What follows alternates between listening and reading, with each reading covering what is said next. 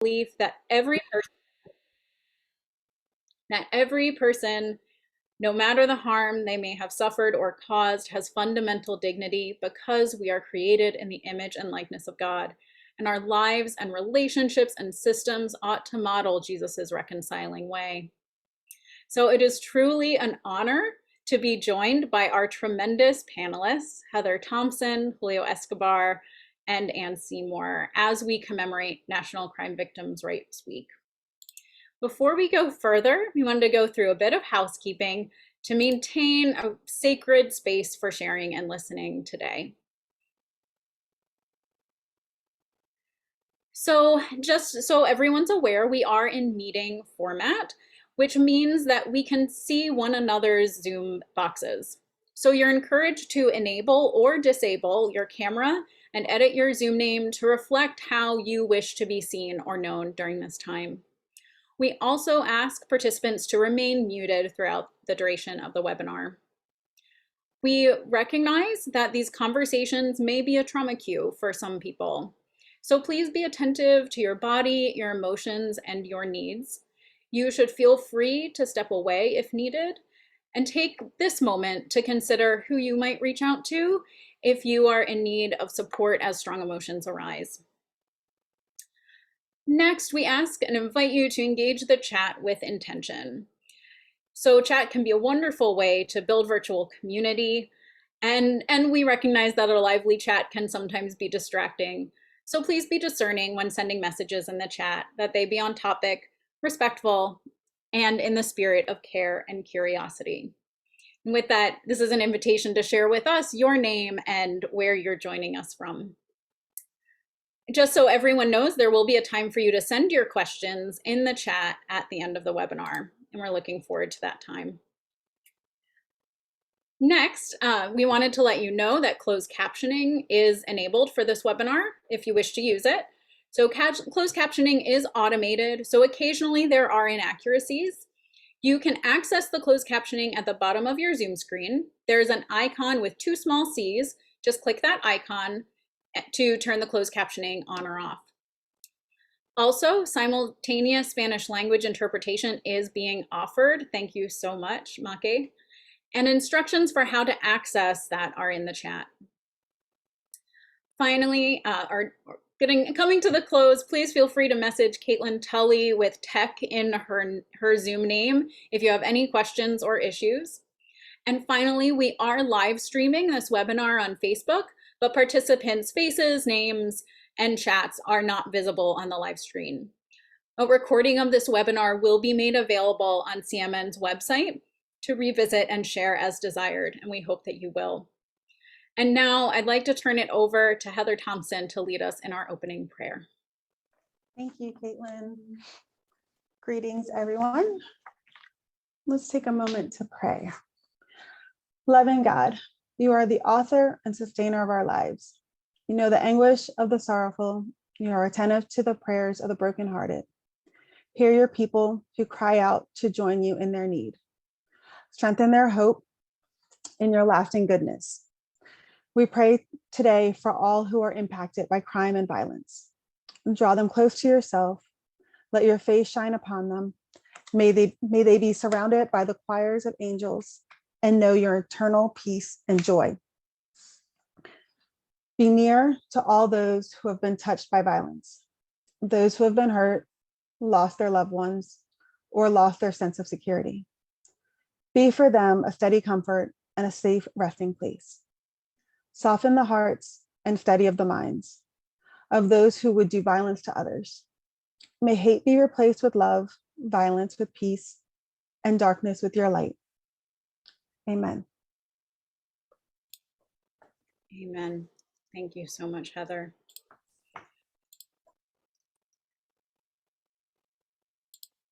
Just a moment. Can you hear me, Caitlin? Yes. Okay, sorry, but that means that the interpretation is not activated yet. So you just have to make me an interpreter so that I can begin. Thank you. Thank you. And sorry, everyone. Let us just take a moment to make sure that that's in place.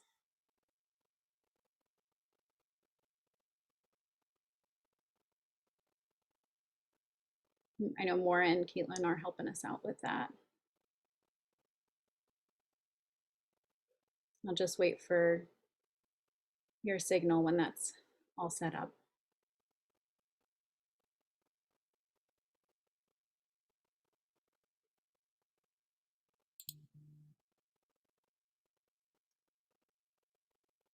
Seems like we might be close. Can we test that?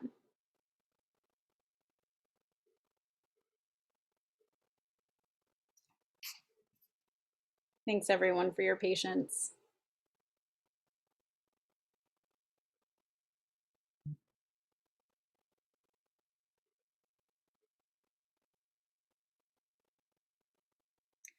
Oh, I'm gonna verbally work to troubleshoot this. Is it the separate link that you're looking for, Make? Believe, or is it a,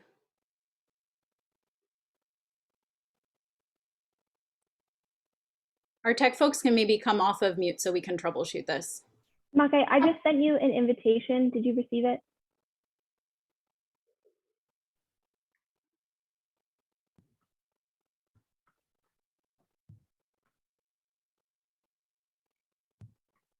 Oh, and we can't hear you, which I Yeah, think that's a means good it's sign. working. Okay, we are good. Thank you so much, everyone, and so sorry about that. I'm seeing just acknowledgement of the beauty of this prayer, and it will be included in the recording with this webinar. So I hope we can all come back to it. Okay, wonderful. Well, in the spirit of prayer, we wish to just acknowledge the multitude of ways that we're all impacted by crime. And so we'd invite you to share in the chat as you feel comfortable. If you yourself are a victim or survivor, a family member, or if you accompany victim survivors in your ministry, desire to, or maybe you're not sure and wish to learn more. We hold all of these intentions and relationships throughout our time together.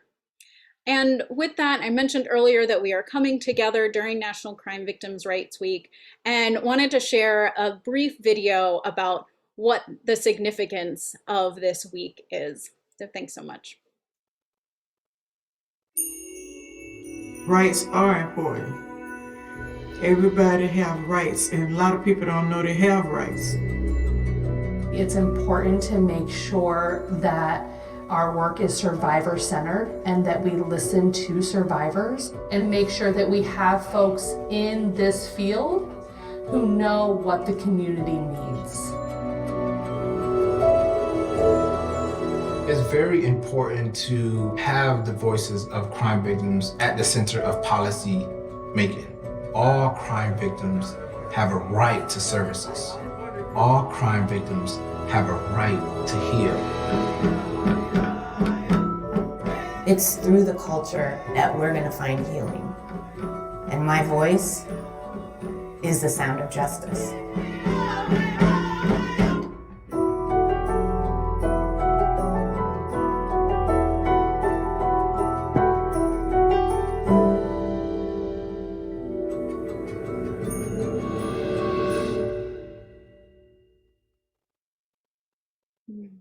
Wonderful. Thank you so much. Okay. And before we proceed, we want to just offer a quick note on terminology, acknowledging that how a person identifies with the language of crime impact depends on so many factors, that some prefer survivor while others are comfortable with victim. Some restorative justice processes may refer to a harmed party, and family members of individuals who died by homicide may prefer co-victim. What's most important is that we uphold the dignity of those we accompany by honoring the language that they personally identify with. And you'll hear each one of these terms used throughout our time together. So with that, it is my pleasure to really turn it over to our panelists and wish to simply open us with the question of, with the question of tell us your story and how it shaped your vocational involvement with restorative justice. We'll hear from Heather, followed by Julio, and then Anne. So over to you, Heather. Thank you so much. Thank you. Oh, wow. So, sorry, it's a little hard for me. My brother's anniversary is coming up this week.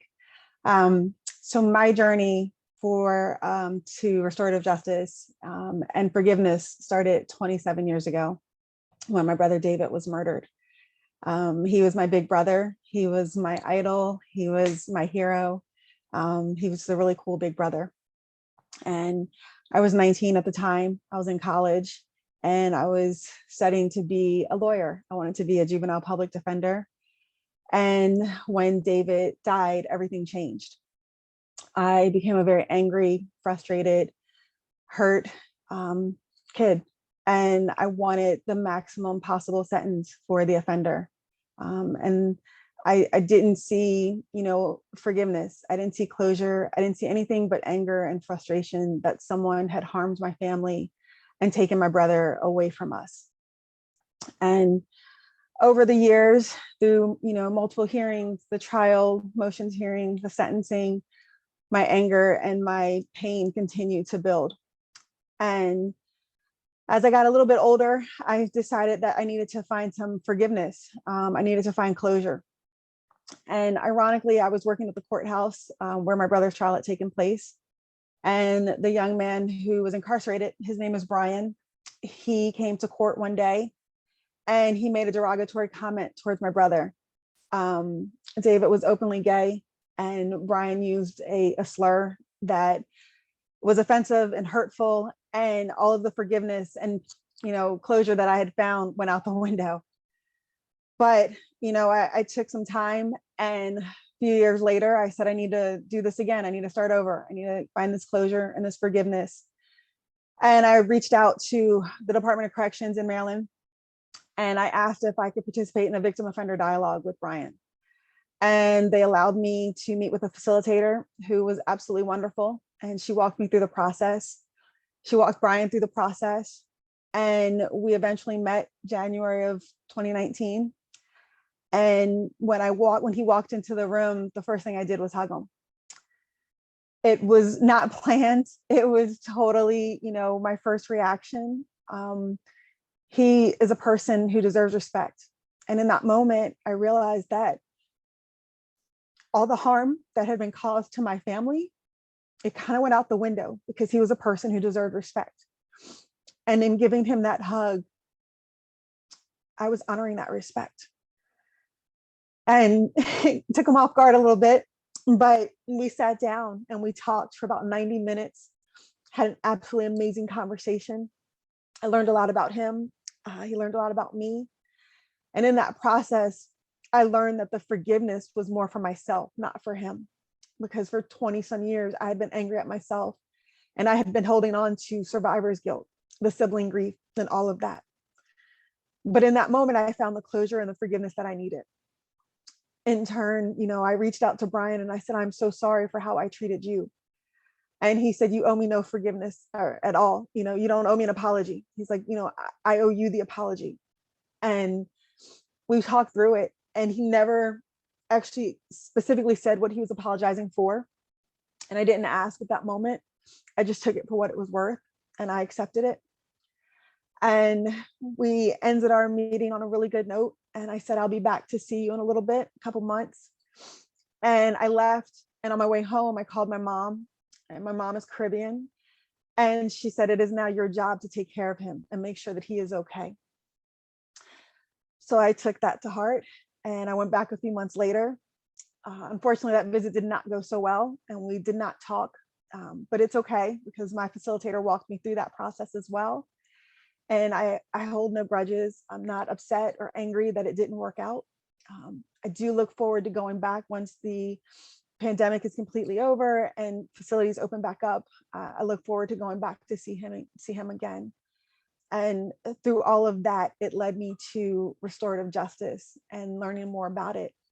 And I joined the DC Peace team and became a facilitator, and have been a facilitator now for about 2.5 years.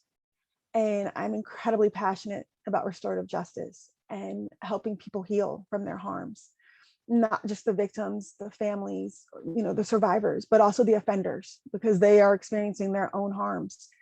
And I learned that in talking to Brian. I learned that there were so many harms that had happened to him growing up, and there wasn't anyone there to walk him through that. And so my hope is through restorative practices, we can work with everyone affected. So thank you. And I'm sorry, I will pass it to Julio. Thank you very much, Heather. That's an amazing story, and congratulations for the path that you had. Where you are today, you're instrumental and a model for many.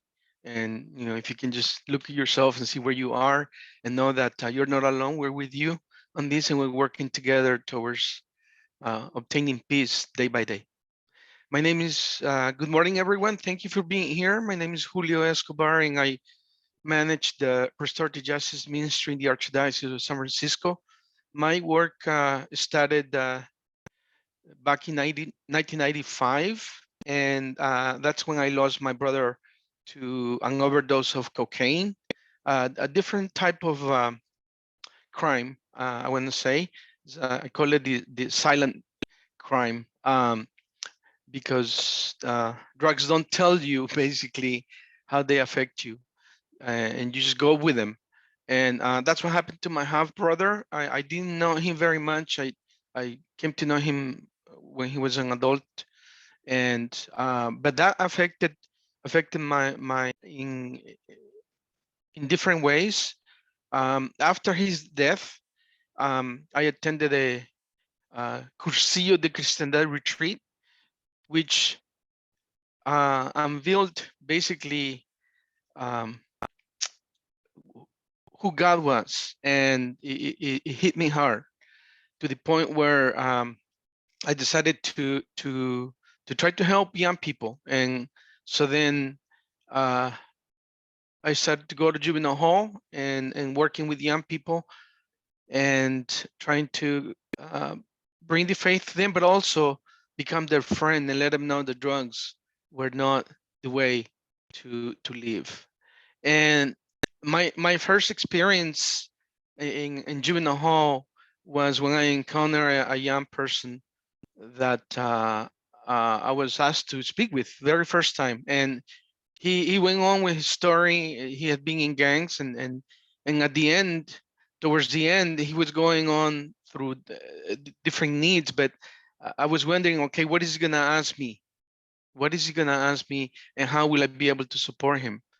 And basically, he just said, "What I need is a hug." And I went back and okay, that doesn't require very much, other than love. And so we started in a great relationship, and then he changed his life, and that led to where I am today at the Archdiocese of San Francisco, where I manage one of the ministries is to support families affected by crime, along with a nonprofit that I created to support people coming out of jail and prison. So thank you very much, everyone, for listening to my story, and I look forward to meeting some of you eventually. Thank you, Kaylin. Thank you, Julio. I'm Annie. I'm so proud to follow Heather and Julio. I'm proud to be here with all of you today during Victims' Rights Week. I'm proud to be a Catholic, and I'm super proud to be restorative. So thank you for allowing me to share my experiences. I know a lot of you. It's so fun to see so many good familiar faces. I've been a national advocate for crime victims and survivors for in May it'll be 38 years, so a very, very long time. When I began as a victim advocate, victims had very few rights. Their rights were seldom enforced, and they were treated generally very poorly, or they were ignored unless they were a witness in a crime. And so in my early days, I spent my first dozen years advocating for tougher sentences, longer sentences, build more prisons. I was on that team, and I had two seminal events in my life that were pretty significant. Back in 1995, the National Institute of Corrections within the Justice Department did a satellite teleconference. This is before the internet. We used to do satellite training where we had corrections folks, prosecutors, a survivor, myself, talk about restorative justice. And we ended up having 20,000 people in Canada and in the United States. And I said, heck, anything that has 20,000 people interested in it is something that's worth pursuing. And then the DOJ followed up the next year with a national conference here in DC on restorative justice. And back in those days, like all the survivors and victims and advocates would sit in the table at the back of the room. And I just remember I had a survivor next to me. And as the day went on, she was digging her fingernails into my wrist. I had an imprint at the end of the day because the language that was used and the way that victims were talked about, it was not intentional at all, but it was very hurtful to victims. And everyone at my table felt like the focus was totally on those who cause harm. So I was invited by the Justice Department to kind of help give a victim lens to restorative justice. And we did 1997, 1998, what is affectionately now known as the Restorative Justice World Tour. We had a team that traveled around the country. I think we did 6 conferences. We required folks who attended to come as a team. It had to be a survivor and advocate. It had to be system-based folks. It had to be community-based programs to come as a team and learn about restorative justice. And so those events, I think, were game changers for me professionally, but also as someone who has survivors and justice involved individuals in my own family. It was a real game changer for me personally as well. So thank you for having me here today, and I'm going to turn it over to Caitlin. Wonderful. Thank you all so much for your stories and witness. And I know this is only the beginning, and this 1-hour webinar could not even begin to capture the fullness of what you bring to this conversation and to this work. So what's clear to me is how your faith grounds your commitment to healing and repair and accompaniment, and we are so grateful. So in the spirit of solidarity, we'd like to take a moment just to honor the people in our lives who are on our hearts and bring us to this place. So just we'll take a moment to pause and bring to mind all those named and unnamed who bring us to this conversation and who we honor with our presence.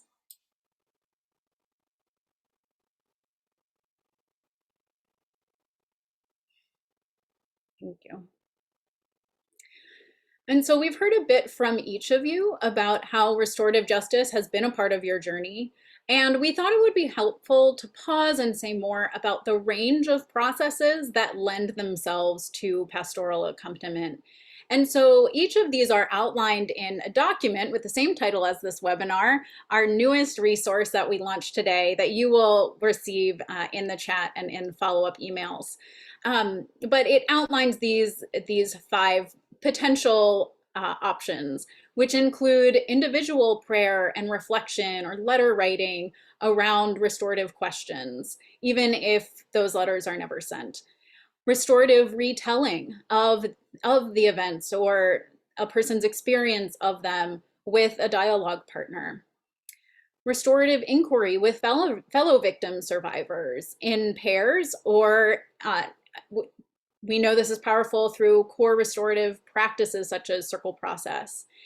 And then there are the options for encounter with people who may have caused similar crimes, but not the same crime that impacted the victim survivor we're walking with. These might be called indirect or surrogate encounter. And finally, the kind of encounter that Heather described, a direct facilitated encounter or dialogue with the person who directly harmed you or a family member. And there are lots of names for these, but these are some kind of general descriptions. And what holds them together, if we can go to the next slide, are these restorative questions. And so just to remind ourselves, ground ourselves in them, these are: what happened and how were you impacted? What was or is most difficult and what do you need? And finally, what might be needed to repair the harm and move forward in a good way? So again, these questions, practices, and many of the themes we're hearing about today are all in a newly launched resource that you'll receive at the end of the webinar. But next, I'd like to turn it back over to our panelists for our second round. And for this round, we'd like to ask, what are some of your top do's and don'ts for accompanying folks through a restorative process? And we'll share a bit of guidance for all and any stage of accompaniment, kind of overarching themes. Julio, we thank you for painting a picture of what this ministry of presence looks like or can look like in the immediate aftermath of crime, in how you walk with folks in your ministry. And Heather will share some of her learnings from both participating in and facilitating restorative dialogues. So thank you so much. And with that, I'll pass it over to Anne. Thank you so much, Caitlin. And I need to give a shout out to my Justice sister and colleague, Dr. Sandy Pavelka, who co-authored this article we wrote that was published in 2019 in Corrections Today. And Dr. Sandy is coming to DC for the Victims' Rights Week event, so I get to see her in a couple of days. Sandy and I just wanted to really focus like a laser beam on guiding principles for restorative justice that really have, as I said earlier, a victim lens. And I'm going to be very brief because Caitlin's going to provide you with the full article. And I'd like to leave time at the end to hear from y'all. Our first principle is simply that crime is personal.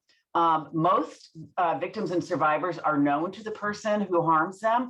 And even if you are harmed by a stranger, a relationship, an unfortunate one is created. So we have to recognize the personal nature of crime. It should go without saying that restorative justice has to be victim-centered and trauma-informed. And I always tell people to go to HHS, Health and Human Services, to really find out what trauma-informed means, really focusing on the different types of trauma that victims experience, acute trauma, chronic trauma over time, sometimes it's both. And victim-centered means very simply that they are a really important focal point of restorative justice practices. The third principle is that the voices of victims and survivors in restorative justice are integral to its effectiveness and overall success. And I remember in the early days, way back when, there were a lot of victims who didn't want to do restorative justice for a lot of good reasons. And despite people's best interest and best wishes, you can't do restorative justice unless we hear the voice of victims so that they feel safe and they feel validated as part of the restorative process. And we'll go to the next slide, please. Number 4 is super important. Victim autonomy has to be central to everything that we do. Autonomy means that victims have not just the voice that I mentioned earlier, but choices. And I was thinking about what Heather said earlier with her restorative journey. There was victim autonomy focused on her all the way through. And even though she wasn't able to see the person who killed her brother during her last visit, someone explained that to her. And so she was able to kind of understand that. We have to recognize that victim autonomy is really, really important to our work. Victims' rights, thinking of the Victims' Rights Week, National Victims' Rights Week theme this year that focuses on victims' rights, we have to recognize that victims who go through the justice process, and that's not all victims, but those who do, they have the rights to be notified. They have the right to participate, to give victim impact statements, which to me is a restorative process if it's done correctly. They have the right to feel safe, and they have the right to restitution. And as you all know, restitution is often a very important part of the accountability that ends up being an outcome of restorative justice processes. So we need to just sort of operate in tandem with recognition of victims' rights. And the sixth one, it took me a long time to kind of get to this principle. And once I did, I can't stress just how important it is to me personally and professionally.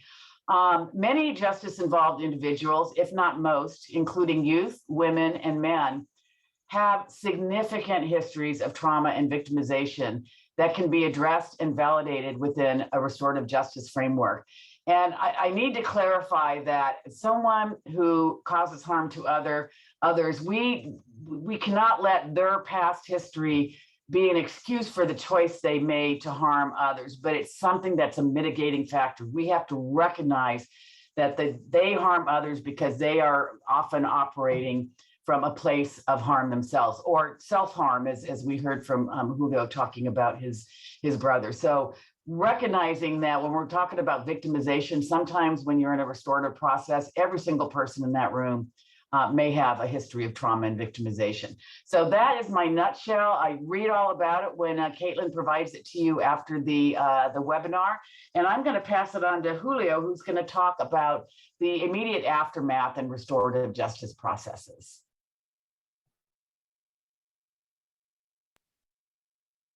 Okay, thank you very much. And I think I was supposed to refer to you earlier, and I referred to Kaylin. But anyway, thank you for the great work that you're doing, and you know, in everything that you mentioned. And again, you know, another instrument, an advocate that we need in our communities. But in our area here, we go directly to where people die. And sometimes we have families, sometimes we don't. But when we do meet families, I hear a lot of things that people say to the families that sometimes, instead of lifting them up, hurts them more.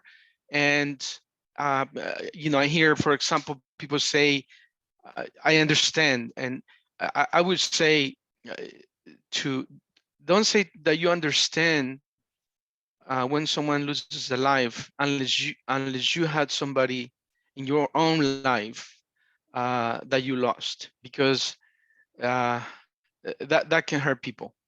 Or say, I know, or it will be better. You will grow from this. This is an experience that is giving you a test, you know. And again, unless you had someone yourself in your life, then we need to be very careful on what we say, or stop crying, or you know, all of these things. Sometimes we have to be very careful. And then there are stages in which someone goes through: 3 days after the homicide, 3 weeks after, 3 months after, 90 days, and so forth. So there are things that you can say, but then you have to know in which stage you are when you're supporting a family. If you can go to the next slide, please. When we go and do prayers and meet families, it doesn't matter where they come from, if they're documented or not. In this photo that you're looking at, we went to pray for someone that was killed in the Fisherman Wharf, and the person that killed the killer basically was an undocumented person. In other instances, it has been the opposite, where the person that has been killed was an undocumented person. So death is death, and a homicide is a homicide. So we go and pray for all and support all. And you know, because pain is pain. So next slide, please. When you do meet the families, in this case, we need to be aware of culture and language and backgrounds, because what is done publicly may also hurt people. So we need to be aware of the faith, and regardless of where they come, what faith they practice, we need to be aware of that. In this case, we were dealing with a very Catholic family, so the Archbishop of San Francisco came to support this family. And so just be aware of background, faiths, and language. Next slide, please. We need to stick to family from the beginning to the end. So birthdays, anniversaries, it's a lifelong commitment being with family. So in the same way that other ministries are committed to people, when we go into jails and prisons, we need to with the families affected by crime. Next slide.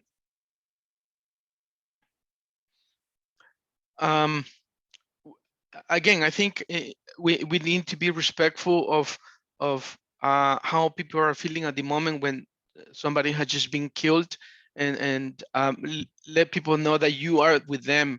And if you say that you're with them, you need to stick with that. because the least that you want to do is let people know that you're going to be with them, and then when they need you, you're not there. And what I mean by that is 3 days later, 3 weeks later, 90 days later, a year later, 9 years later, you need to be with them. Next slide. Many times there's no family of the people that are killed, or family don't care. We tried to reach out to families, and in this case, there was a 16-year-old that was killed in this area in San Francisco, and we contacted the family, and they said, we don't care what you do on the street. So basically, we went to do the prayer, and we lifted up, the soul of this young person that was killed, and so we just need to do it for all. Next. In San Francisco, we honor yearly the people that are killed, and in San Francisco, but we honor also the more than 50 people that get killed a year in the United States. So we do this every January or February, and we do a walk for peace. The crosses you see there, each cross has a name of a person that has been killed. Next. We do healing circles inside a church. This happened in Sacramento in Victims' Rights Week about 5 years ago, and all faiths came, and we did this together to honor everybody. So it's being involved with the community and other faiths and other organizations. The next slide, please. This is a retreat. We bring all the families that we connect with. In this case, in the middle of this, you're gonna see Tanish Holmes. She's the current executive director for California for Safety and Justice. She was affected, and everybody else that you see there. So here you see people smiling at the end, but they shared their stories in a 3-day retreat that we hold for families. We do this in Spanish and in English. Next slide. And at the end, we connect with everybody, and everybody has smiles, but they still have pain, and we have to work and accompany families in that pain until it gets a little better. But it's a life journey to be with families, and that's part of my mission, and part of the mission of the other dioceses in California that are also dedicated to support the families here in our state. So that's my presentation. Thank you for listening to me.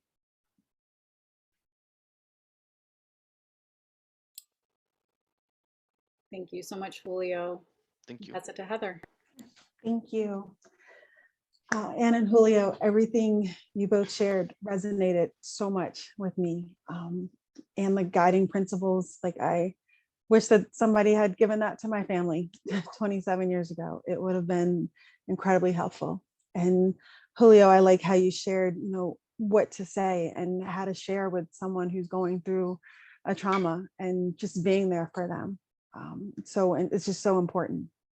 And part of the journey is also finding forgiveness. And sometimes you can find that forgiveness, in the immediate aftermath. Sometimes you don't find it for years or decades, like in my case. And there's going to be times where you may never find that forgiveness, and it's okay. And whatever the journey that we take, it's ours, and it's, belongs to us, and it's okay. And I remember getting to a point where, 10, 12 years in, I was ready to forgive. And then a simple comment changed everything. And I, took that forgiveness off of the table, but I had to reevaluate, and I had to think what's in the best interest of my, of me, what's going to work for me. And so I started that forgiveness journey again. But I always like to share with people that sometimes it's not possible. And, depending on the harm that you've experienced, you may feel that forgiveness today, but it's gone tomorrow, and vice versa. And just having an amazing support system around you to say, it's okay, I'm here for you, let me hold your hand. And every April 29th, my best friend sends me a text just to check on me. And on April 29th, I feel that forgiveness a little bit stronger because it's one step closer to finding as much closure as I can get. There will never be 100% closure, but every day I take another step. And then there may be June 2nd when it's David's birthday and that forgiveness is gone because he's not there to celebrate another birthday with us. But a lot of it goes to my faith, and a lot of it goes to praying and asking God what direction to go in and where do I go and how do I do this, and just asking God to forgive me when I can't forgive. And so a huge part of my faith really kind of directs my path on that forgiveness. Sorry. But everyone's journey is their own. And in the end, if you find forgiveness, it's okay. And if you don't, that's okay too. It's totally your journey. Thank you. I'll pass it back to Caitlin. Thank you. Thank you all so much for your witness and openness and just willingness to let us be part of your story. That this is the honor of this work. And we're going to segue into your questions. And I invite and welcome folks to add those questions in the chat. And as we invite those questions to come in, just want to acknowledge how much I appreciate what Pope Francis gifts to us in Fratelli Tutti and his reflections on forgiveness and reconciliation, that the gifts of forgiveness are not limited to exchanges, verbal exchanges. It's that forgiveness is the antidote to vengeance. And when we pursue the work of justice in a merciful and dignifying way, that still expects accountability. This is the work of restorative justice, and this is the work of pursuing the labor of justice in a forgiving and merciful way. And you all are living testimony to that. So the other thing that I'm just reflecting on is how your stories and your witness really reveals the needs that our criminal legal system isn't designed to meet, including the need to be heard by the person who harmed us, the need to receive answers to our questions about what happened that maybe only that person can answer, and the need for the impacted persons to have a say in what repair looks like going forward, what being in good and right relationship can look like going forward. And we feel that as people and communities of faith, we can really show up as community and in accompaniment to fill those gaps and identify complementary and alternative solutions to what our criminal legal system offers. So I hope your questions are coming in. I know that my colleagues are helping to send them our way. And as we take a look, I will, I love this one. This really kind of reflects on our do's and don'ts. From your experience, what were some of the most compassionate things that someone had to say to you as a victim or survivor? And what are the things that maybe you wish someone hadn't said? Maybe a top one or two.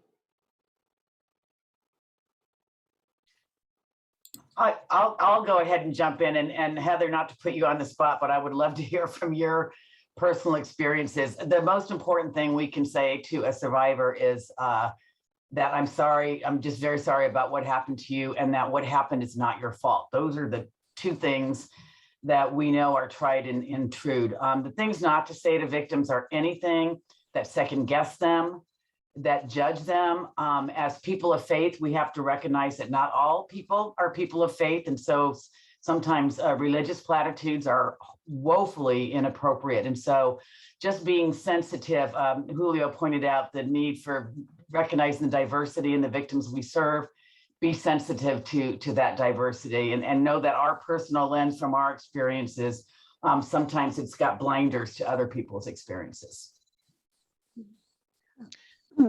Yeah, I'm gonna jump in. Thank you.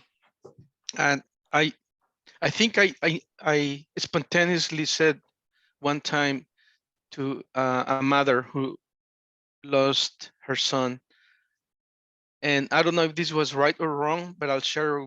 I share it with you, and I'll tell you what happened. So I said, I know that your son is no longer here, and I already had established a relationship with her, but I said, and I know that I am in no shape or form come close to what your son is, but know that I'm here for you. And she ran to me and she hugged me and she cried. And, I think that created a even stronger relationship between her and myself in how I was supporting her. Yeah, just want to share that. Thank you. Wow. So I would say the best thing that someone said to me was actually from Brian. And when he apologized when I was leaving, he said, I'm so sorry. And please tell your mother and your sister and your other brother that I'm sorry. And as I mentioned earlier, I never really asked him what the apology was for, and I accepted it. But just hearing it from him, it just sounded so genuine. And I took it as someone who was taking accountability for what had happened.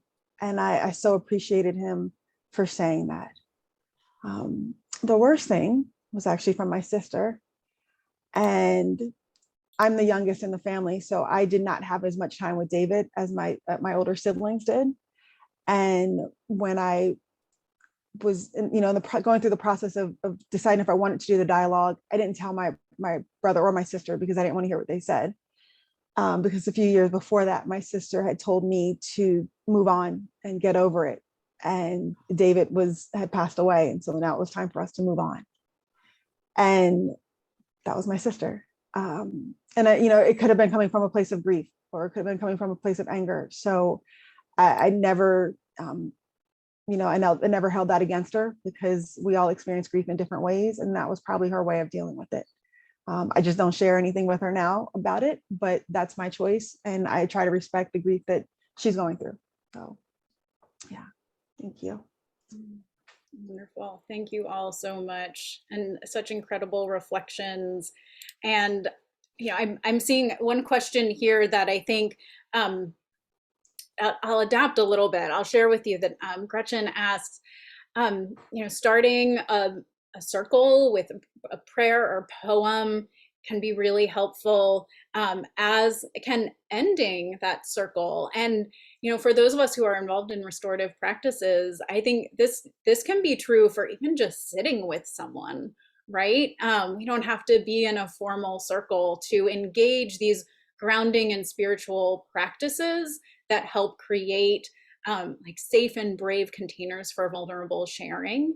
And I wonder if there's just anything more you'd like to add about what it can mean and look like to involve and include ceremony and prayer in this journey, and in a way that is not placing expectation, but is just inviting that to be a part of the healing process with folks. Is there anything you'd like to mention on that theme? And then we'll probably move into yeah, Kaylin, I'll mention two things that I do. Number one is when we do retreats, we hold a circle and then we hug each other. So arm to arm in a circle. So, and at that moment, I do close with a prayer. But then at the end, we share peace with each other. So I invite people to go and hug each other. This is once we're in a retreat, to hug each other and just share peace and give a hug. And that there's no, there are no expectations. There's nothing other than expressing ourselves, the human nature that we all belong to. Thank you, Julio. Any thoughts, Heather or Anne? Yeah, when I do our circles, one of the final questions is asking people what they're grateful for. Because I think that when we focus on those harms, we tend to lose focus on things that we're grateful for. When I think about, when I think about David, I've lost my brother, but in the process, I now have 2 children, and one of them reminds me so much of David. So that is something I'm incredibly grateful for. My son is artistic, and he's, got an amazing personality like David, a sarcastic sense of humor. So I see David in him. So I always encourage to look for something that we're grateful for. Thank you so much. And just want to honor all of the curiosities that are arising in each of us. We know this may be the beginning or middle of the journey for many of us. We hope that we can continue journeying with these questions in relationship and in community. And we hope that the resource that we're launching in conjunction with this conversation can be a mechanism for doing that. So if Maura wouldn't mind just sharing that slide real quick. And we'll mention that, again, we're going to drop this link in the chat. It'll be in your follow-up email. It's a 15-page document around the do's and don'ts of accompanying victim survivors through a restorative process.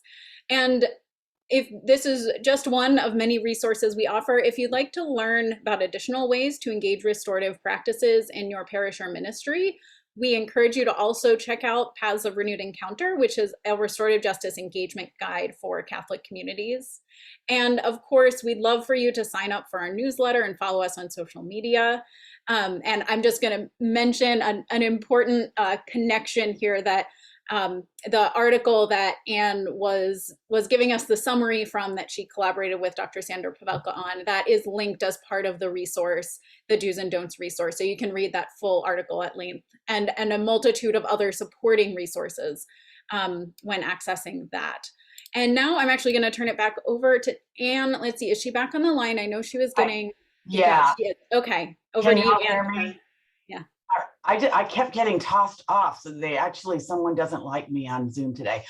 So thank you for letting me wrap up with some great resources. And I just put in the chat, I forgot to mention, a lot of you here are members of my Monday missives listserv, but I put in the chat how to join my weekly listserv. I put out information, a lot about victim services, but a whole bunch about restorative justice. My motto is, I do the work so you don't have to. People send me stuff, and so I get to share. For example, I'll be sharing this entire new document next week. OVC, if y'all don't have the incredible Victims' Rights Week resource guide that folks are using to promote this week, it is just amazing. And I want to say that the posters really celebrate diversity in our field, and you can use them not just during Crime Victims' Rights Week, but throughout the year. I work half-time for the National Mass Violence Victimization Resource Center. And we did a special podcast with what was termed 4 legends of the field. I'm embarrassed saying that because I'm one of the presenters, but it was 4 of us with about 200 years of experience collectively talking about the Victims' Rights Week theme. And we also added our own sub-theme of resiliency. And when we talk about restorative justice, I'm thinking of Heather and Julio. Resiliency is such an important part of what we do. The White House just totally rocked a proclamation this year that came out this weekend, and they're going to give you a link to that. And this year, the U.S. Congressional Crime Survivors and Justice Caucus put out a beautiful resolution, HRES 1055. So hopefully you can use those resources to help you commemorate Victims' Rights Week. And please join my listserv, because I would love to stay in touch with each and every one of you. Wonderful. Thank you so much, Anne. And we just have to give a whole slew of thank yous. I'll aim to do so quickly so that we can close in prayer at the hour. But as I share these thank yous, I would like to invite folks to share your gratitude by adding in the chat just one thing that you're taking away from today's dialogue as you go forward. And so thank you so much to Heather, Julio, and Anne for your incredible experience and deep wisdom. We are better for it in this ministry. And just want to give a big shout out to Caitlin and Maura and Emma, who I know are supporting us technologically. So thank you so much for all that you're doing. Really a massive thank you to the countless victim survivors and ministries and practitioners and advocates who shaped the formation of this resource and dialogue, as well as Catholic Mobilizing's network's work for the last 13 years. You have really been central to this mission, and we are so grateful.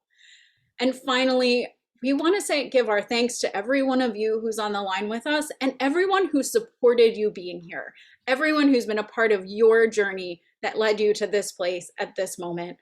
We pray that the lives and dignity of all people impacted by crime and violence may be honored by our collective presence. And with that, I would like to turn it over to Julio to close us out in prayer. Thank you very much, Kellen, and everybody that participated here today with your presentations. We take a moment to close in prayer. As we do this, let's remember that in the United States, 50 people or more die because gun violence. Gracious God, inspire us with the gift of shalom, the gift of holiness, and the promise of your presence. Give us wisdom to seek healing as an answer to the violence of our lives and world. Give us courage to seek holiness in a fractured and divided world, to find reconciliation rather than revenge, to abandon the instruments of violence and death, and entrust our lives, our homes, our ministries, and our families to you, Lord. Amen. May your presence fill us and others with the thirst for unity, holiness, and the desire to see all people valued as created in your image and likeness. May we and others receive your shalom, that we be faithful instruments of your love and peace in our world today. Amen. Amen. Thank you all so much. Blessings on your day and blessings on this week. Thank you very much, Kellen. Thank you all. Thank you, Anne. Thank you.